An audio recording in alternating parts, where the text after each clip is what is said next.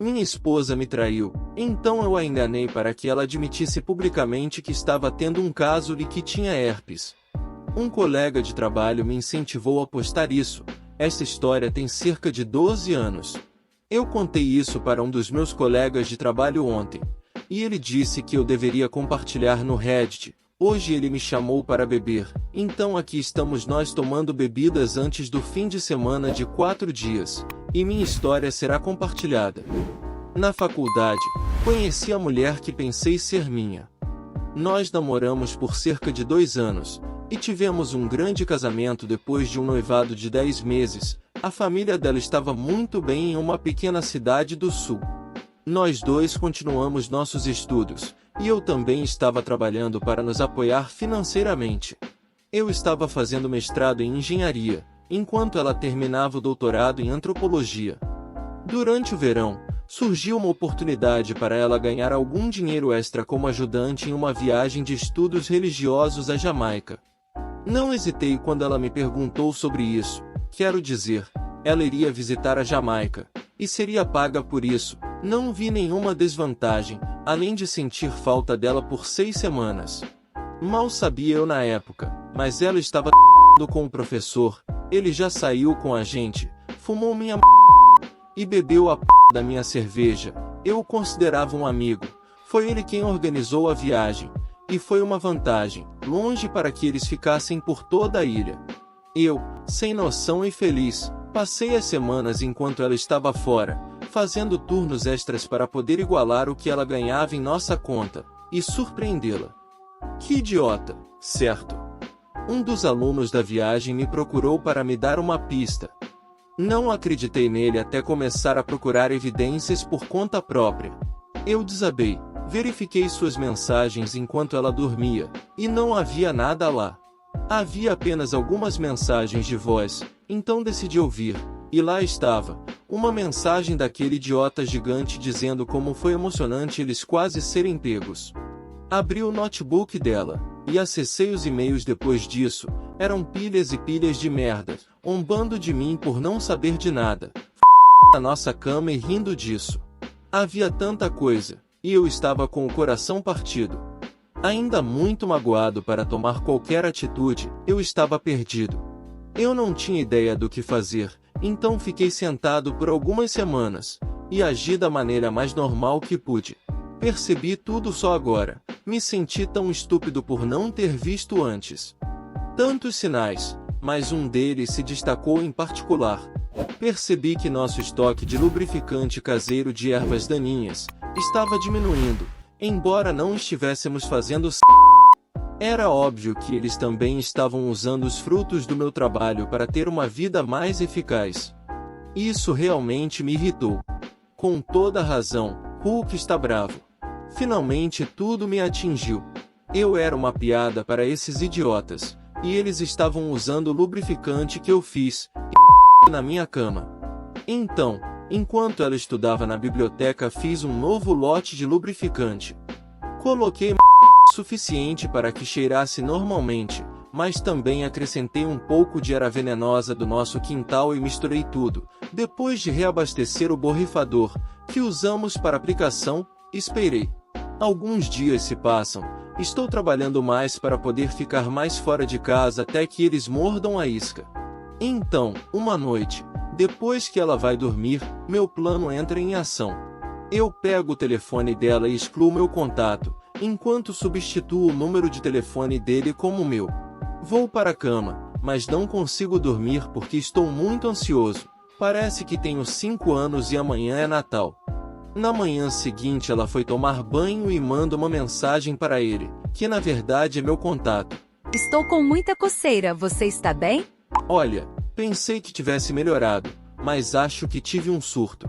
Sinto muito, mas estou com herpes, e acho que você também tem agora.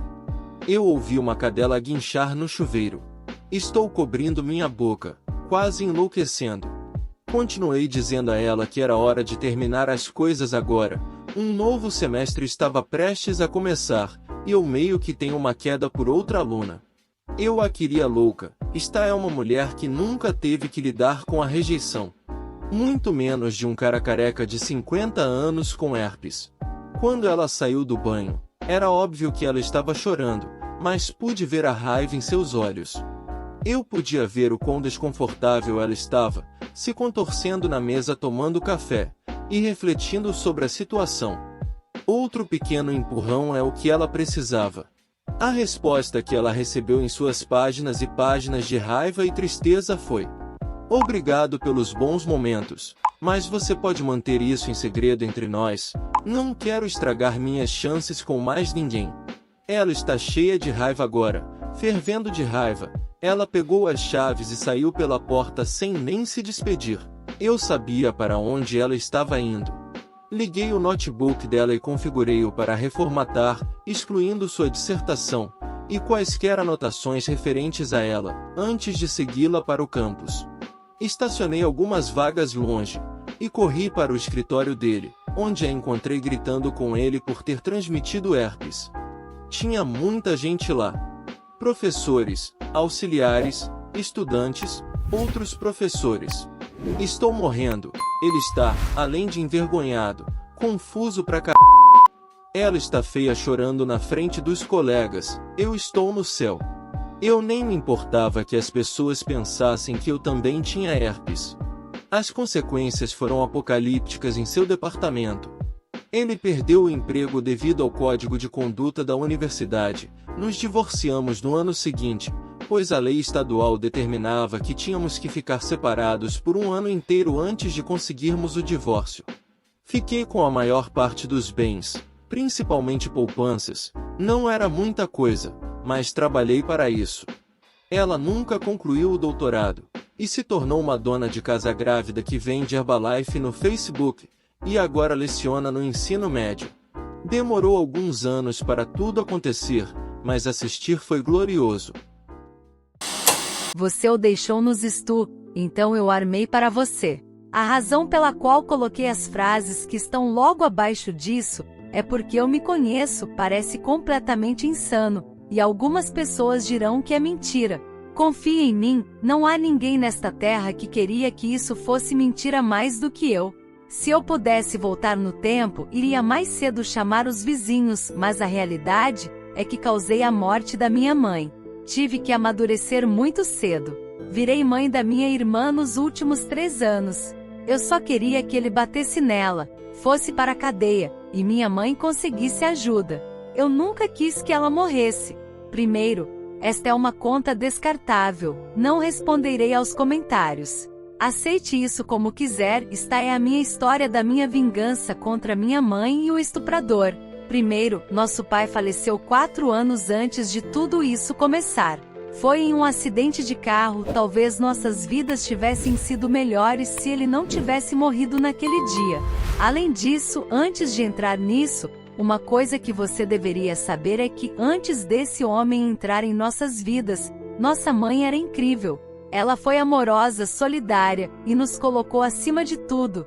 Mas ela logo nos substituiria por seu novo homem e seu novo hábito de meta. Quando eu tinha cerca de 9 anos, e minha irmã mais nova, 7, nossa mãe começou a namorar esse homem. Vamos chamá-lo de Paulo. Paulo era alto, e pesava cerca de 150 quilos. Ele tinha cabelos castanhos oleosos, e um rosto cheio de feridas. Eu não gostei dele desde o início. Ele me deixou desconfortável, para dizer o mínimo. Alguns meses depois deles começarem a namorar, Paulo mudou-se para nossa casa. Tudo correu bem nas primeiras semanas, eu acho. Então minha mãe começou a agir de forma estranha. Ficava acordada a noite toda, não preparava o almoço ou o jantar, não limpava a casa e brigava com a gente todos os dias sem motivo. Ela também começou a nos bater, ela nunca tinha feito isso antes. Nossas vidas foram viradas de cabeça para baixo por causa desse homem tão rapidamente. Então, uma noite, ele entrou no meu quarto, me segurou e me estou. Eu estava gritando e chorando pela minha mãe, implorando para que ela viesse me ajudar, que viesse me salvar, por favor. E então eu a vi, parada na porta vendo ele me estou. Minha mãe estava apenas deixando ele fazer isso comigo. Ela estava apenas assistindo, como se estivesse olhando para uma TV ou algo assim. Quando ele terminou e saiu de cima de mim, foi até minha mãe, beijou-a e foi embora com ela. Minha mãe simplesmente me deixou chorando e sangrando. Acabei de ser Stu, e ela permitiu que isso acontecesse. Pouco depois de saírem, ouço-os fazendo na sala de estar. Foi meu aniversário de 10 anos. Feliz aniversário para mim. Algumas noites depois, ouço minha irmã chorando. Saio da cama e encontro minha mãe parada na porta. Corro para o quarto para tentar ajudá-la, e minha mãe me vê. Ela me dá um tapa no rosto, me fazendo bater contra a parede do corredor. Posso ouvir minha irmã chorando e implorando, sem ninguém vindo para ajudá-la. Naquele dia, esse foi o dia, comecei a odiar minha mãe. O Stu e o abuso duraram por 3 anos. Eu não sabia no começo, mas logo descobri que o Paulo havia feito minha mãe usar meta. Paulo e meta eram as únicas coisas importantes em sua vida. Minha irmã e eu não éramos nada mais do que seus brinquedos. Logo comecei a notá-los discutindo cada vez mais sobre quem usou mais, quem usou escondido do outro, e quem usou o resto tudo sozinho. Foi quando comecei a planejar minha vingança. Percebi que depois de cerca de 3 dias eles finalmente desmaiariam, e dormiam quase 2 dias inteiros. O saco de meta deles ficava sempre na mesinha de cabeceira, ao lado da cama. Eu sei que a maioria perguntaria por que você não ligou para a polícia, ou para o conselho tutelar, porque a prisão não bastava. Ele pode ter nos Stu, mas minha mãe nos traiu. Ela nos deu as costas. E eu queria vingança, e queria que ela sofresse como nós sofremos. Então, sempre que podia eu movia a sacola logo no início, fazendo com que parecesse adulterado. Aí comecei a tirar da sacola, e colocar alguns na mesa da minha mãe. Essas coisas por si só, já causavam muita briga, até que começaram a ficar físicas. Eu manteria minha irmã e eu fora de vista quando isso acontecesse. E as brigas nunca duraram muito. Bem, continuei fazendo isso por alguns meses, pegando mais e mais, dando descarga ou jogando na pia. Até o último dia. No último dia levei a bolsa inteira. Foi uma boa quantia, eles tinham acabado de voltar ao normal. Lavei todo o saco.